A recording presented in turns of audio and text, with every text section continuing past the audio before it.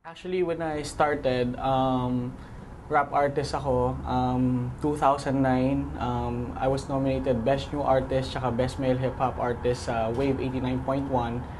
Then I was invited by Paul Vincent Guasque na subukan ko lang daw yung business kasi ano siya, malaki yung potential because we were starting the company. So I decided to start up.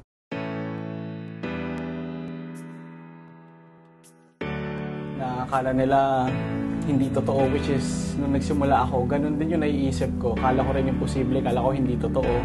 May mga bagay na kala namin dati pang mayaman lang. Nung pala, kahit na ordinaryong tao ka, ginawa ko siyang pikit mata lang. Kasi minsan may mga panahon na mas malayo, mas matagal pa yung biyahe ko sa kakausapin ko.